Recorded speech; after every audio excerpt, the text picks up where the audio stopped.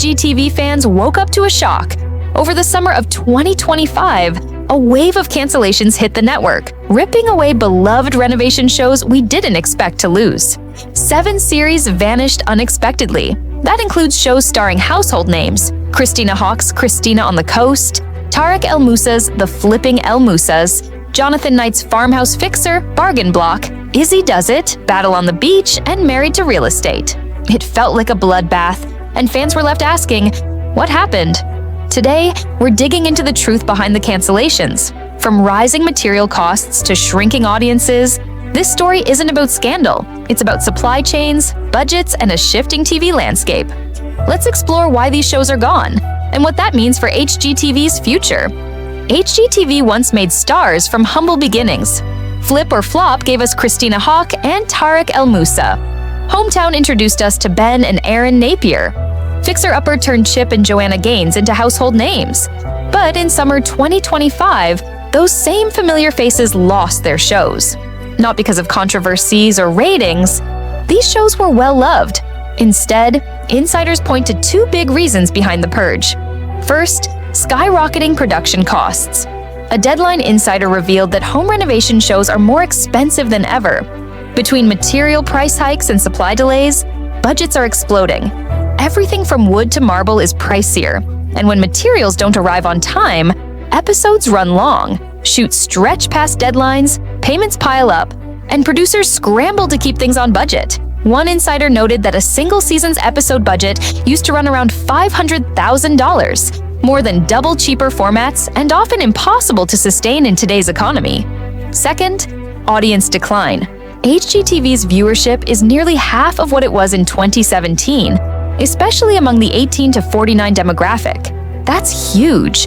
Renovation shows cost a lot to produce. When fewer people tune in, the return on investment drops. So it makes sense that HGTV would pull the plug on expensive reno shows and shift toward cheaper formats like real estate and competition series. A quick pause. If you want to stay updated on all things HGTV, make sure to hit that subscribe button, like the video if you're enjoying it so far, and drop a comment to share your thoughts. All right, let's jump back in. Let's walk through the 7 canceled shows.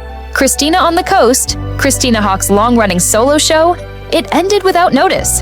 The Flipping El Moussas, starring Tarek and Heather Ray, canceled after 2 seasons. Farmhouse Fixer, hosted by Jonathan Knight. Its viewers were surprised. He was shocked too. Bargain Block, the Detroit-based reno show with Keith Bynum and Evan Thomas. Izzy Does It, starring renovator Izzy Batres. Battle on the Beach, hosted by Allison Victoria, a promising shoot that never returned.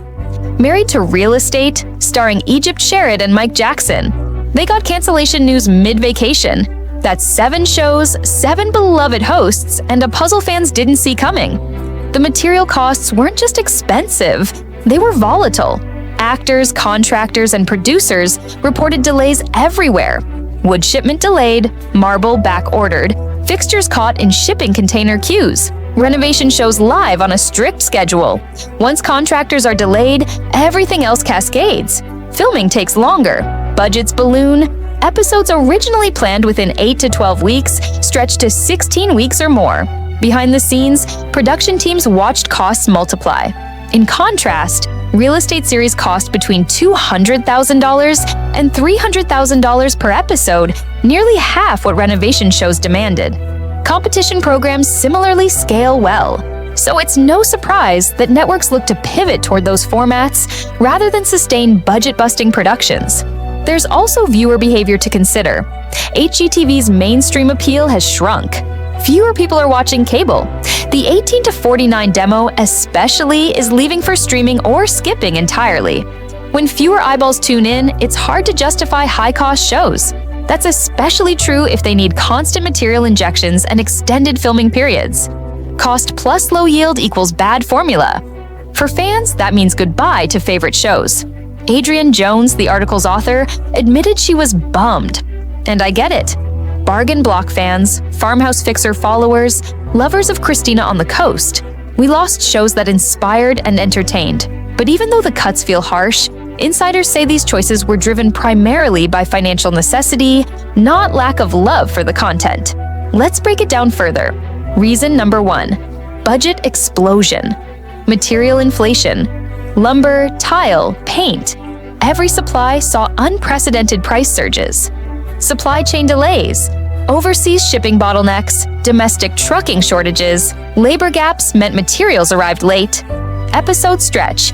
Instead of 12 weeks studio-to-studio shoot time, episodes doubled in time and cost. Reason number 2: audience erosion, cable TV decline. Fewer viewers tuning in nightly. Younger demo drop-off, 18 to 49 viewers dropped drastically over the past 5 years. Returns shrinking. If cost per episode exceeds revenue, the logic fades fast. Combine the two, each catastrophe alone is painful. Together, it's untenable. So these shows, the ones relying on big material budgets, became liabilities. HGTV couldn't keep backing them, even if fans loved them. An insider explained, producers tried to plan around delays. They tried flexible budgets, but contracts didn't always adapt. Some episodes ran over budget, unexpected shipping delays, unavailable fixtures, contractor labor costs rising, bigger crews, longer filming, more extras. All meant more dollars spent, but no guarantee of more ad revenue. Meanwhile, real estate shows, like House Hunters, cost far less, wrapped faster, and drew steady audiences. For a network looking to trim fat while preserving episodic volume, it's an easy pivot. Now, fans speculated widely. Was it creative stagnation? Were top talent being dropped because they demanded high fees? Was it ideological shifts at parent companies? The official reasons remain watertight budgets and dwindling audience pulses. But it stings because shows felt like more than episodes. They were part of routines. Shows like Farmhouse Fixer had built loyal followings. Jonathan Knight fans were shocked. The insider's take: this path wasn't from poor ratings. It was from a changing reality. What does this mean going forward? HGTV may shift focus toward formats that deliver faster returns and greater audience predictability. Competition shows, real estate flipping series, licensed celebrity content. Renovation shows will survive, but may become subsidiary to streaming platforms, independent creators, or niche channels. Talent like Christina Hall or Jonathan Knight may pursue their own branded content. Books, podcasts, licensing deals, or streaming specials. Fans might migrate. Small creators may step in. Those dream home transformations may live on in YouTube or Instagram series, rather than cable TV. It's hard not to feel nostalgic. Shows like Hometown, Fixer Upper, Farmhouse Fixer felt timeless, not trendy. They offered authentic stories. But times change, budgets change, people change. Adrienne Jones framed the story not with bitterness, but with clarity. She said, "Yes, it sucks that we lost so many shows, but behind the scenes, it's all numbers. And those numbers changed drastically over the past years."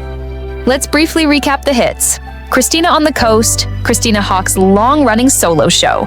Abrupt end after season 5. The Flipping El Musas, hosted by Tarek and Heather. 2-season cancellation. Farmhouse Fixer, Jonathan Knight's show. Loyal following, no warning. Bargain Block, Detroit renovation series with social mission. Canceled despite strong social media presence. Izzy Does It, short-run series starring Izzy Batres. Ended after 1 season. Battle on the Beach, Allison Victoria Stalwart. Possibly undone by editing issues and tight schedules. Married to Real Estate, Egypt Sherrod and Mike Jackson. Even returned from vacation to hear the cancellation news. All gone in 2025.